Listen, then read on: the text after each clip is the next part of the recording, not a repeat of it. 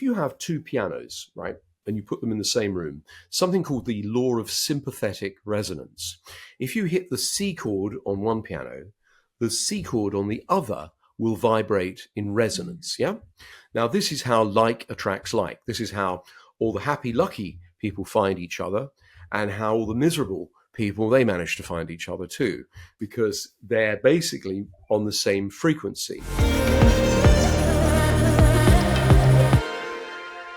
Hello, gorgeous souls, and welcome to Aligned Abundance, the podcast. I am so excited to have the incredible Paul McKenna with us today. And Paul, if you don't know, is a renowned British hypnotist, behavioral scientist, television and radio broadcaster, and best-selling author. His books have sold more than 10 million copies and have been translated into 32 languages. He is the #1 hypnotherapist in the world and is renowned for helping treat the most difficult problems. Welcome to the show, Paul. How are you doing? I'm doing great, Emma, and it's a real pleasure to be with you on your fabulous podcast. Oh, thank you so much. You're someone I've wanted to have on the podcast for a while. So when I saw your book, Power Manifesting, coming out, I was like, this is the opportunity to speak to Paul and find out what on earth power manifesting is as well, because I'm so intrigued. But before we get into all of the goodness of your work, Paul, one question I ask every single guest who comes on is, when did you spiritually awaken? What's your story? So I went to Catholic school, and I was turned into an atheist because I didn't think the men in the black dresses had really anything to do with God. And it was sort of in my teens that I read a book on Zen Buddhism, The Way of Zen by Alan Watts, and suddenly it made sense to me. And I became kind of obsessed with Zen Buddhism. And I read it, I would practice Zen meditation. And then one day I had this experience where I stepped out and it started to rain. And normally I'd go like, oh, I better go in and get an umbrella or something. But something happened in that moment whereby this is the only way I can describe it, I felt at one with everything. And the rain was perfect. Each raindrop, I could feel it perfectly. Everything in the world felt perfect the way it was. And and I walked around in the rain for about an hour. And then I came back into the office I was working. And the other people said, oh my God, what happened to you? You got caught in the rain. I went, no. And I was in this beautiful state of bliss. And I suppose that moment was a sort of game-changing moment for me.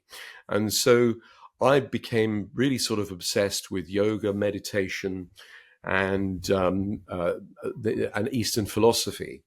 And so I was working as a radio broadcaster, but then, later on I became interested in hypnotism after all that.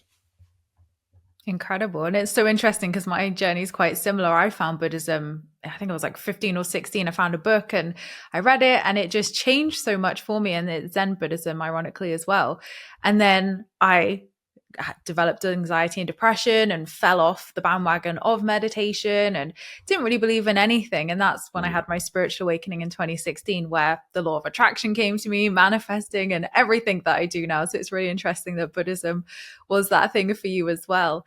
I love that. So let's talk about your new book, Power Manifesting, Paul. So it explores a fresh approach to manifestation, which we always love here, being a podcast all about manifesting. So how is it different from traditional law of attraction teachings? Well, there are similarities, but it is different. Now, traditional manifesting is two-dimensional, right? You write down your goals, and by the way, it works. If you're very clear about your goals, the chances of you achieving them are significantly improved. And then, you do a vision board. It's two-dimensional. Three-dimensional manifesting is when you imagine what it's going to be like. You're there. You can see it, hear it, feel it. The way I do it, and I didn't realize I do it slightly differently to everybody, or a lot of other people, is fourth-dimensionally. So what I do is I go out into the future. I imagine that I've achieved what it is I want, what I see, what I hear, what I feel, sensory-rich experience. I also do a little ecology check. Are there any negative consequences to this? And what could stop me? So I can head that off at the pass. And then I back engineer how I got there. What happened before, what happened before, what happened before. So I've got a series of steps. Then I lock that in my mind in what we call in NLP our timeline, right? So my brain then can organize all of my thinking, all of my energy, all of my motivation and behaviors into these various steps to achieve that. So it's a different approach, because when I started out, I just had like, my early manifesting was theatre full, and I'd have a picture of myself on the fridge, with the theatre full sign, and and I would just concentrate on that. So the way I do it these days is with a bit more sophistication. And thing is, a while ago, a friend of mine said, "Look," he goes, "I notice you kind of get most of what you want." And I said, "Yeah, I hadn't really thought about it, but I do. If I set out to achieve something, I usually do." And he said, "And you manifest, don't you?" I went, "Yeah, but I didn't really call it that because it doesn't sound very scientific, right?" And he said, "Come out of the closet. Admit you're a manifester, right?"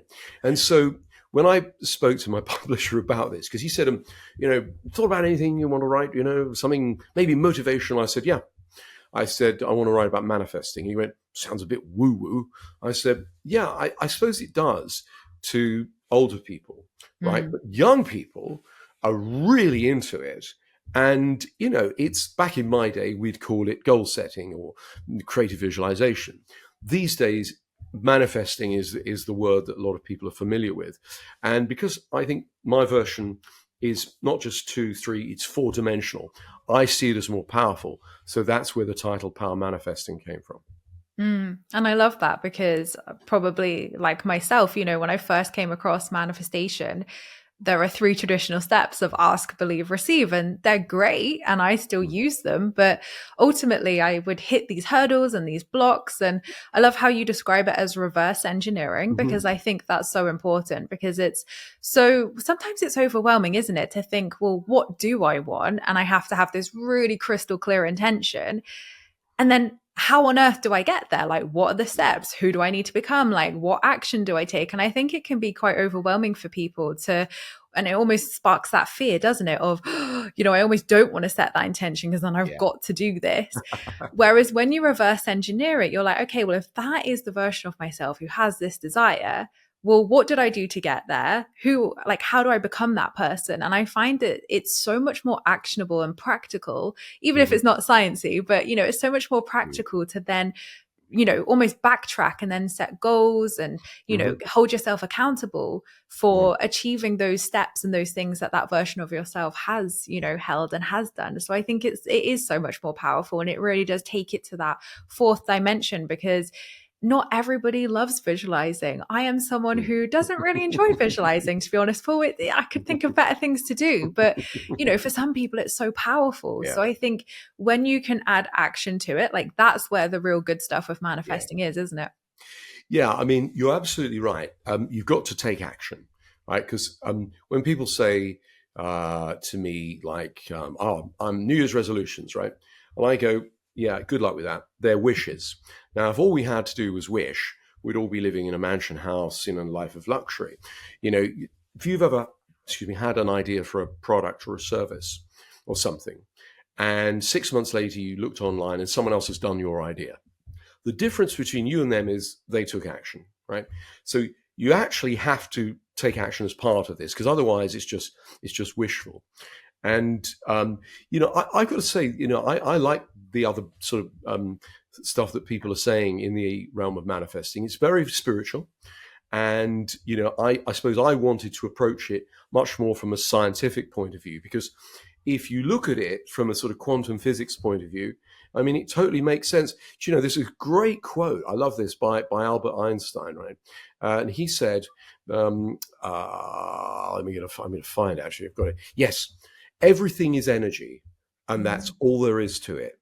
Match the frequency of the reality you want, and you cannot help but get that reality. I mean, basically, Einstein was a manifester, And so, in a sense, I thought to myself,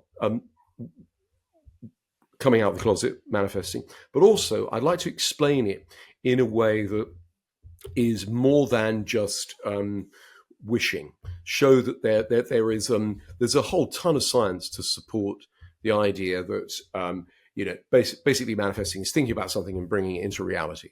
But there's a load of science to show that works, and there are certain things that you can do along the way that work really well. I mean, one of the first people who talked to me about manifesting, this is back in the 80s, right?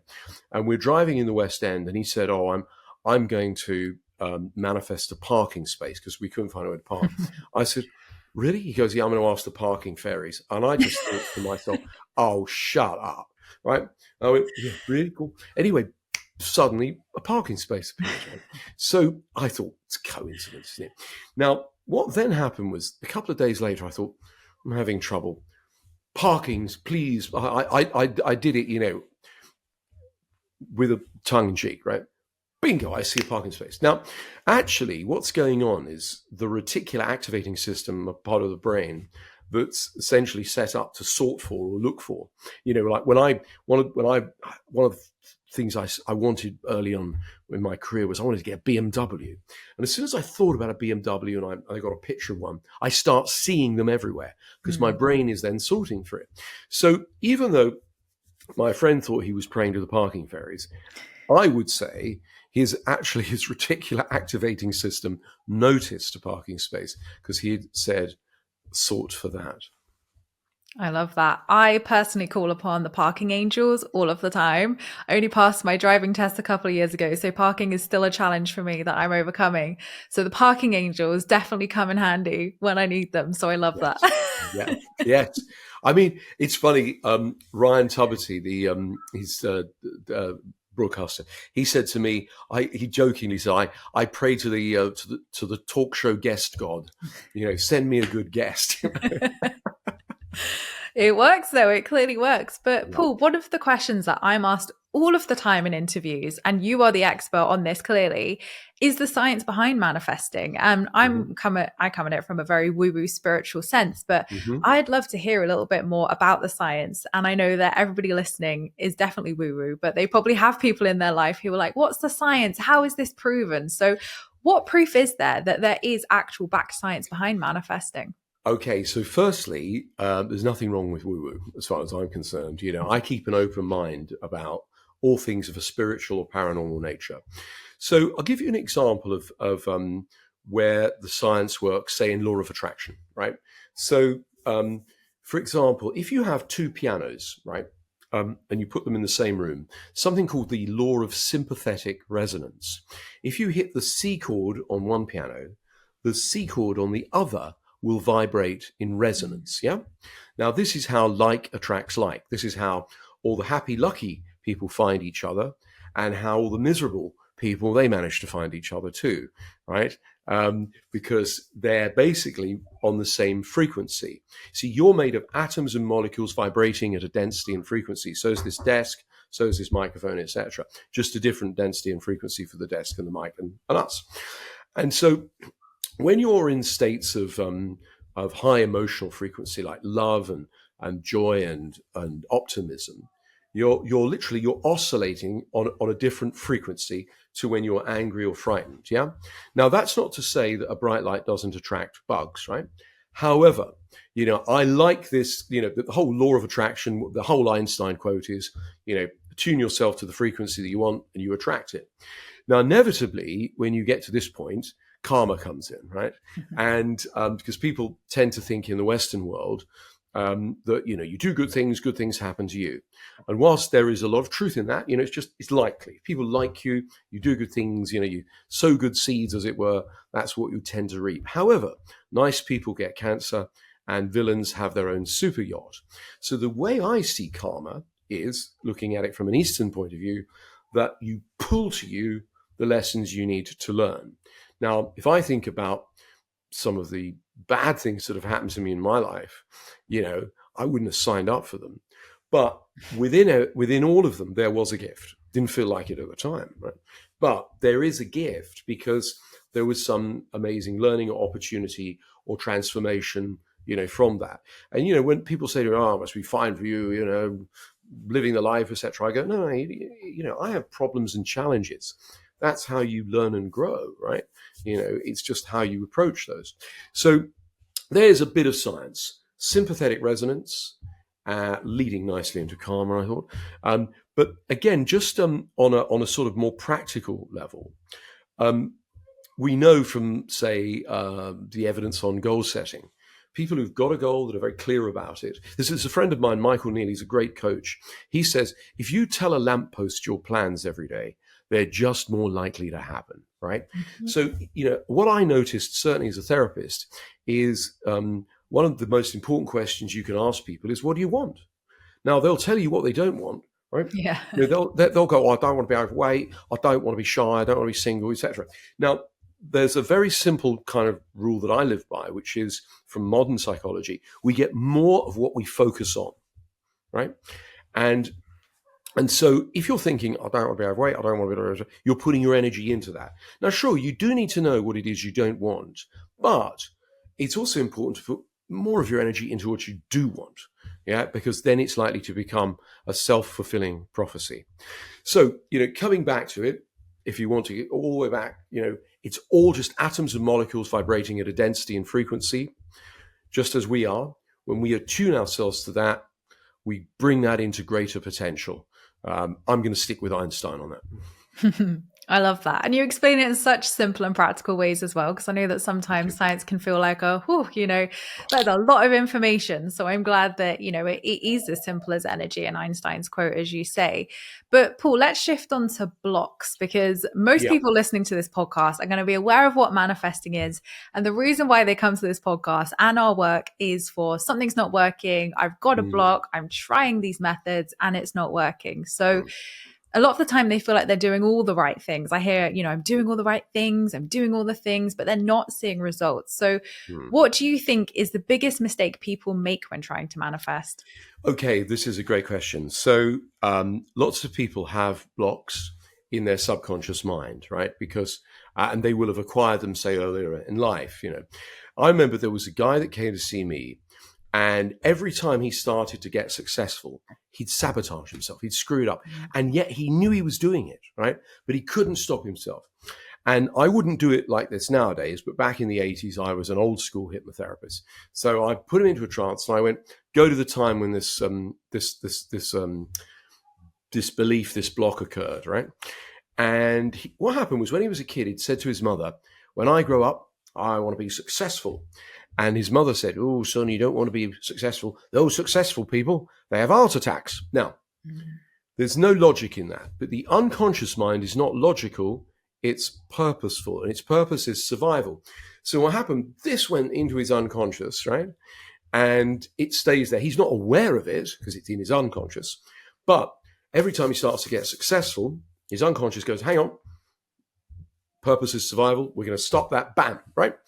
And so very often when I help somebody overcome a block, it's because, when I talk to groups, I'll say, who here is at 100% of their true potential? And in all the 25 years I've been asking that, only one person ever said yes, and it was Tyler Winklevoss, but he had just invented Facebook. So I think he said at this moment, but everyone else says no, right? And the two things that stop people is either subconscious blocks, not feeling worthy, fear that they won't be able to handle it, it'll all be too much, or that there'll be, some sort of pressures or changes, if I have too much money, maybe people will treat me differently, that sort of thing. And then the other thing is people just not thinking grand enough. They grew up in a particular way, and, were told this is your lot, like the guy who was told successful people have heart attacks, told at a formative age by an authority figure, bam, went into his unconscious with the power of a hypnotic suggestion, right? So blocks, in a way, are sort of there to protect us. That's what the unconscious thinks it's doing, but also they limit us, right? And so what I do when I'm helping somebody overcome a block is I've got a number of techniques, and sometimes I don't even need to know what it is. I don't need to go back into their history, right? I just talk to the unconscious, or I do a process whereby it clears it. And, I've, in the last, I think it's like 40 years I've been doing this now. I've learned quite a few things. I use hypnosis. I use a thing called NLP, neuro-linguistic programming. I used to use the tapping TFT Mm. technique. Callahan was a friend of mine. He was a wonderful man. And the new kid on the block, which is absolutely fantastic, havening, as in a safe haven, a Mm. specific touch parts of the body. We used to use lateral eye movements, but we don't now, and some visualizations. And this works really well, really quickly at removing blocks. When I'm doing a live show, I'll say, I want somebody who went through a challenging experience in their life. Been through a trauma. Let's do that. One bereavement, one car accident, whatever, and they'll come on the stage. And I will do the havening technique with them. 10 minutes later, it's gone. They're cured, right? Wow. And yeah, and so when my dear friend Ronald Rudin, who created this, he's a medical doctor, but he's also a Harvard PhD in neuropharmacology. He wanted to understand how the tapping technique worked. Now that works on the principles of Eastern medicine, which is the flow of chi, of life force in the meridians. Western medicine is entirely different, right? It's a completely different model. And so Ron went, well, I don't see how this is working. Then he found out the touch of certain parts of the body produce this delta wave. And so when somebody goes through a trauma, 100 hertz wave travels from the thalamus in the brain, and it does a thing called it phosphorylates the AMPA receptor. So it's a biological, so a bit of the brain is like stuck in the past, right? Mm. And what happens is, but when you think about that, and yet at the same time you touch various parts of the body, and it feels comforting to do this, it produces massive delta, and it delinks the thought from the feeling. So it frees you from that trauma. But also that works incredibly well on blocks. So someone will say to me, I'm blocked in my relationships, I'm blocked in my career, and this is the great thing. I don't need to know why, right? Now we're more interested in how. But not even that. I can just go, close your eyes and think of the block, and they'll go, and the language of the unconscious is metaphor and symbology. So we'll go, yeah, what does it look like? It's a brick wall, or it's a mound of sludge or something like that. And I just can't get past it. I'll go, okay, fine. And then we will do the havening touch, the touch to the side of the arms, that's it, and some visualizations. And then suddenly the block begins to disappear. And the unconscious knows exactly how to do that. And so you get these almost miraculous breakthroughs. And there's some NLP techniques I use. For example, there's one I use where I get the part that wants to succeed and the part that's stopping, right? And I get them together and find a way to both fulfill their positive intent. So, for example, I remember doing this on a lady once who it was a television demonstration for phobias, and we were sitting in the green room, and her friend said, "Oh, you couldn't fix her relationships, could you?" I went, "What's the problem?" She says, "Date the same guy, it always ends in the same way." I went, "Sure. Part of you wants to have a relationship in this hand, part of you that is stopping you in this hand or causing the problems. Yeah, get them together." See, the thing is, when you sabotage in relationships, you're just overprotecting yourself. Maybe you've had your heart broken and you just don't want it to happen again. Oh my God, I'm falling in love. We better stop that. Anyway, bam, these two aspects can work together. You integrate them at the unconscious level. Anyway, she writes to me about a month later, and she said, "I met somebody, it's going really well." And then a few months later, "Hey, I want to just tell you, I mean, I'm getting married, right? And this is fantastic. And I just wonder if it could have anything to do with that technique you did on me that day. And then I'm having a baby, and boom, right? Now, I've seen this done I've done it 1,000 times, right? More than that. So, I know how it works. It's another day at the office for me. But sometimes when people see this, it looks a bit like magic, as, any sufficiently advanced technology will do to uninitiated people. And so, in a sense, manifesting it looks like magic. People confuse it with magic. Maybe it is real magic, But for me, I look at it and I go, yeah, what's taking place here? What is taking place scientifically, psychologically? Yeah, I love that. And it's so interesting, isn't it, Paul, how so much from our childhood, and like you gave with the example of the mother saying, oh, you don't want to be successful, you'll get a heart attack. It's so interesting. And going through my own inner work journey myself over the years and healing, like the statements that were coming up and the memories that were attached to that, you just think, God, I haven't thought of that in like 20, 30 years. It's so interesting how the subconscious mind and what it stores, and like you say, how it's trying to protect us from those very things happening. And it's just so fascinating. I've never heard of havening before. Like, I literally want to try this now and go and look it up. One thing that's really worked for me is eye movement desensitization and reprocessing, and Yeah. IEMT. I had PTSD myself. So for me, that was the one tool that like changed everything for me.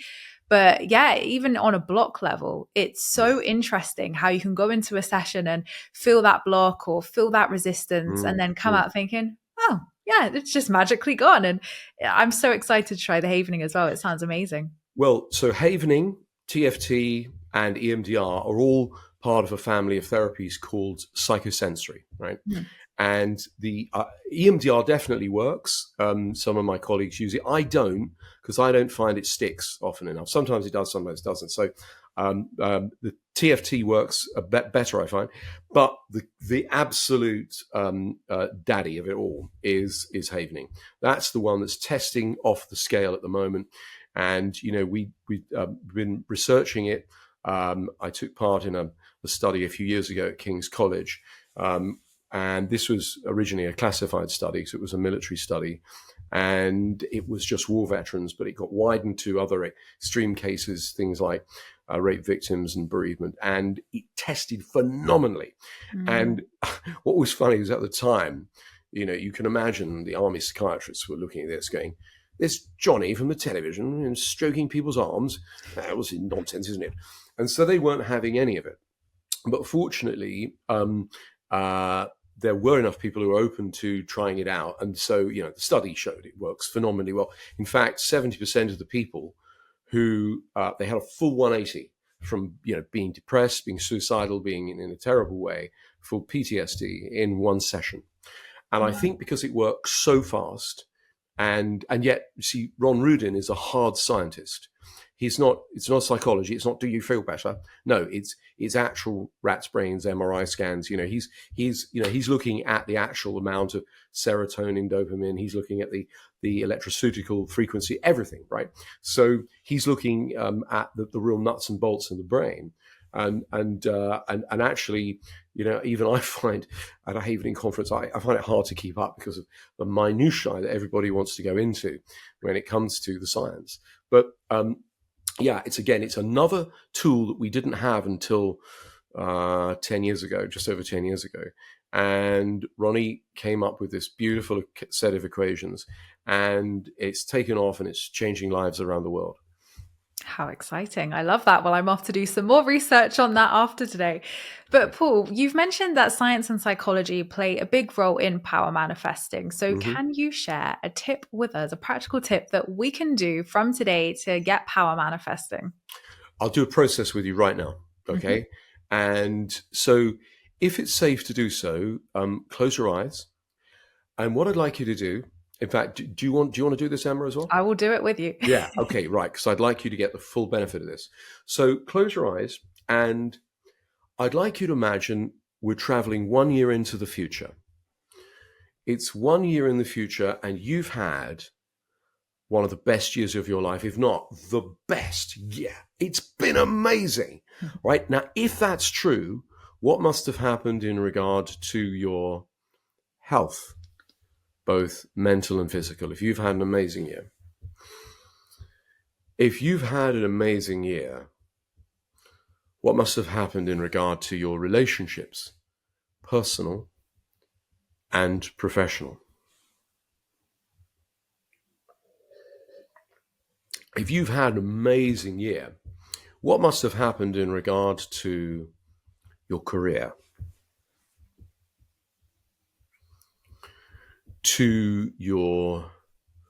what must have happened in regard to your finances? It's been this extraordinary year. What must have happened in regard to your spiritual life? And what must have happened in regard to your general levels of happiness? That's right. Now live a day in this fantastic life a year from now. What do you see? What do you hear? How good do you feel? Wow. Get a sense of it. Give your unconscious mind and the universe a strong sense of it.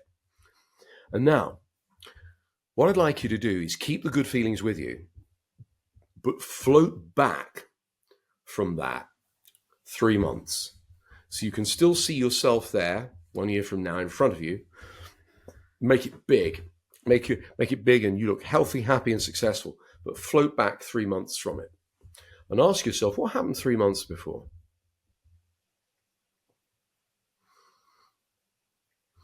And just get a sense of it. And leave another image on your timeline. And then float back another 3 months before that. And ask yourself, what happened 3 months before? And get a sense of that. And then float back another 3 months before that. Get a sense of what happened before that. And then float all the way back to now. And now what I'd like you to be able to see in your timeline as you look out over the next year is pictures of you healthy, happy, and successful. But as they move further away from you, they get bigger. So you can see yourself 3 months from now looking good, 6 months from now looking good, 9 months from now looking good, and then a great big huge cinema-sized picture of you and your life. Fantastic. Your health, your relationships, your career, your finances, your spirituality, and your happiness. And now make them big and bright and bold and colorful, and look at those pictures and let your unconscious mind know that's where you'd like your life to go. That's where you want it to go, in that direction. And then put more pictures in if you like, 2 years, 5 years, 10 years, 20 years, 30 years, 40 years, 50 years, whatever. Yep. Brighten up your timeline. But over the next year, I'd like you to look at yourself succeeding and achieving. And as you do this every day, you program it into your unconscious mind, and that directs all of your thinking, your creativity, all of your energy and your motivation and your behaviors to make it happen. And then when you're ready, come on back out. Now, how does that feel? Really good. Like I said, visualizing is not the kind of, my most enjoyable practice, but I really loved that because it's interesting, because when I looked forward before, I'd be like, oh, I don't know how that looks, or I don't know how, I don't know what would unfold, but it was almost like looking at a year and myself in a year. And then when you said, what must have happened for your spiritual life to be like that? What must have happened for your career to be like that? And it was, my brain was just like, yes, this. Yeah. I was like, wow, that's so much clearer than thinking, oh, what do I need to do this year in the business to achieve that? It's so strange and so simple, but the answers were so clear. I love that, Paul. Thank you. Thank you. Yeah, I mean, I got to say that I didn't just come up with that. I've been honing that for a while. But the neat thing is, you see, is again, I even though I don't want to install my model of happiness in other people, right? I want to elicit from you what your model of happiness is. Some people I've noticed are really exceptional in one area, but at the cost of others. So maybe they're super successful in business, but they've done it to the cost of their relationships or their health or something. So to me, they're not successful. All they've done is achieve, right? Bob Marley famously said, some people are so poor, all they have is money, right? So for me, even I'm going with the major areas of your life, right? Which is health's got to be in there, right? At the top, I would say. And then it's relationships, career, all that sort of stuff. So you end up with this rounded, sort of truly rich sense of life, right? And of course, now you've back engineered it. Your brain has gone, I see, I got, and of course, what might happen is you get more flashes and inspiration over the next few days. But basically, if you put all your energy into looking at that future, and you do it regularly every day, it's just very likely to happen. I love that. And super easy as well. Like that was 2 minutes, it didn't take up a huge amount of time as well, which is great, and you'll get quicker at it as you obviously get used to it and, regulate yourself with the questions and things. So I love that. Thank you for sharing that, Paul. It's a pleasure. When you mention about visualizing, a lot of people think you have to visualize, very clearly, like you have to see it like almost reality. And actually you don't, right? There are some people who are professional visualizers, like interior designers. They walk into a room and they go, I'll have the carpet here and, this color and the table there and the curtains. And for a moment, they actually hallucinate fully, right? Now, that's because it's their job. But, most people, if I say, when they go to, oh, I don't think I'm very good at visualizing, I go, hang on, what colour's your front door? They'll go, well, it's blue. I go, how do you know? They go, oh, well, which side is the handle on? Oh, it's on that side, and the door goes like that. I go, you visualize fine. See, visualizing doesn't have to be as real as reality. In fact, it shouldn't be, because you need to tell the difference between reality and imagination. But it's a very, very common thing for people to think, am I visualizing well enough? Because they think it needs to be absolutely crystal clear. Sometimes it doesn't. It can just be like a sense of it. That can do it. Absolutely. Absolutely. So we've spoken about aligned action that we need to take, and also the subconscious mind. But I'd love to know your pearls of wisdom on this, Paul. How much of manifesting is about rewiring the subconscious mind versus taking aligned action, in your opinion? Well, I think it's a mix of both, right? So you've got to know what it is you want, right? You've got to be clear about it. And what we know is people who are clearer about what they want are more likely to achieve that, right? And, so goals are a good idea, right? But my life used to be only about goals, right? The next. And I never really stopped to enjoy it. I just be on to the next and on to the next. And these days, my life is very much about living my values, right? So, my values, these are just my personal ones, are things like health. Do I feel healthy today? Great, box ticked. Do I feel loved? Do I love my friends and family? Yeah, I feel loved. Wow. Right? Box ticked. Freedom. Do I get to choose the majority of things that I do in my life each day? Wow, that's good, And then things like kindness, or creativity. So when I can tick those boxes every day, my life is worthwhile. Now, the goals, they play a part in it, but, whether or not I achieve it exactly when I want to or not, which I used to be obsessed with and drive myself crazy with it, I'm not so fussed about now, because I'm looking at the general direction of my life rather than specific goals, although I do have some specific ones. And what I then need to do is program those into the unconscious, rewire it, as you said, yeah? And if you think about it, the most successful self-help book ever written is Think and Grow Rich by Napoleon Hill, right? And essentially what he's writing about was subconscious programming, yeah? Visualizing. And 80 years ago, that was, fairly edgy thing. These days, it's mainstream. What I do when I'm manifesting is I think about something that I know is going to happen, like next week, next month, next year, and I put what I want to have happen into what I know is going to happen. So, for example, if I was manifesting money, here's how I'd wire my brain to create more money. Everybody knows, roughly what they've got in the bank, and they can think about how they see money coming in. Now, some people see it as a number, or some people see it like a block, something like that, or they have some other representation for it. Now, other people, when they, perhaps when they see money coming in, they see a flow of energy, or they see a check, or they see the number click up, yeah? Right? So that's something we know. So if I think now, how much is in the bank? Yeah, right.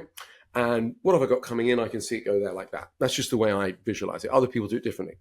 But what happens if I start to increase it by 10%, and then by 20, and then by 50, and then by 100, and then another 100, another 100%, another 100. And what happens is suddenly my energy changes. And what I'm saying is I know that to be true. That's how much is there. And that's what I want to have happen. So I'm telling myself and the universe, that's what I want to have happen. So that, in a sense, is the rewiring, right?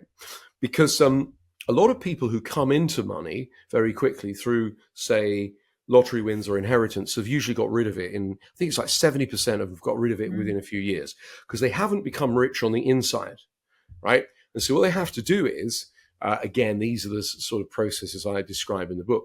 There's a whole load of stuff to do with clearing self-doubt, lack of self-worth, etc.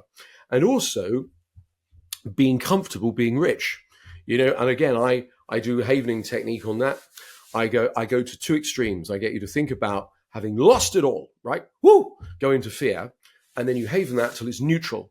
And then being overwhelmed with avarice and greed, ooh, and then you haven that, and you knock the end off that. And then what happens is you sit vibrating in what I would call the money zone, right? You're then in a place where you're not fearful about losing it, and you're not greedy about getting it. You're just in this beautiful, clear space. So the other point as well is you do have to take action. Mm. And, when it comes to procrastination, rarely is a procrastinator someone who's lazy. They're just frightened of making a mistake, making the wrong decision, so they don't make any decision, which ironically is a decision, right? And so what you've got to do sometimes to get out of procrastination is make one small decision, Yeah. and then another one. And, also evaluate your decisions. Richard Branson has this process where he upside downsides things, right? And so here's an example of how it works. Say, for example, you think, I want to ask someone out on a date, right? Oh, they might say no and turn me down, and I'll feel a bit rejected. So on a scale of 1 to 10, how bad is that? It's a 3, right? Because you'll get over it, okay? Now, what's the upside? Well, they might say yes, and then we could have this fantastic relationship and it could turn into something wonderful. That's a 10. Now, when you have a very low downside and a very high upside, take massive action. If it's 50-50, don't. Step back, reevaluate what it is that your goal, and maybe you want to go it a different way or make a different goal, right? So that's kind of when it comes to taking action, professiontional risk takers like Sir Richard or like any, it was Anita Roddick, the founder of the Body Shop. Here's a synchronicity for you, right?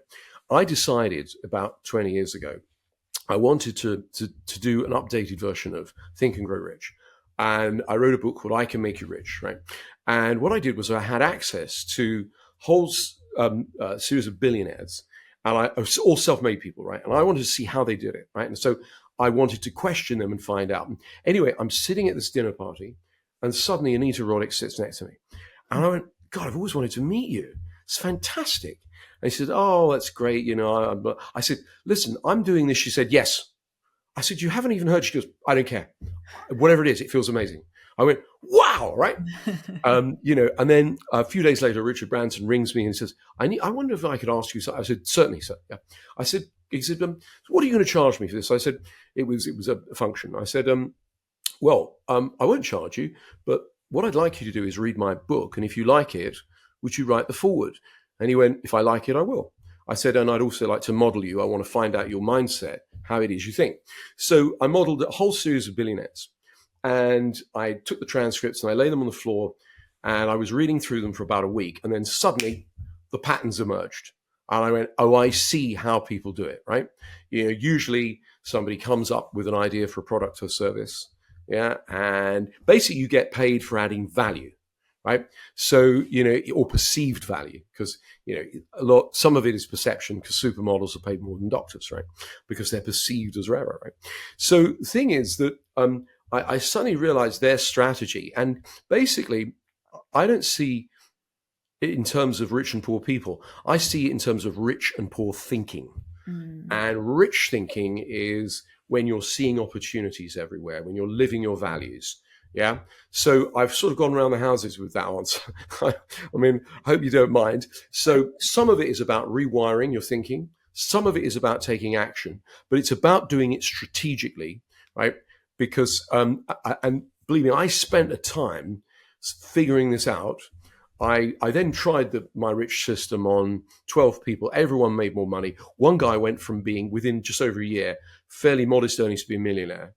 And, and it was extraordinary, the effect that it had on my life and other people's, that I did this on. And, I still have people come up to me and say, it's amazing. I read this book 20 years ago, and, suddenly I have this amazing job and I've got a great relationship, and, I can't think it's all the chance. I think it's because I used your approach, and, that of course is like the greatest feeling in the world.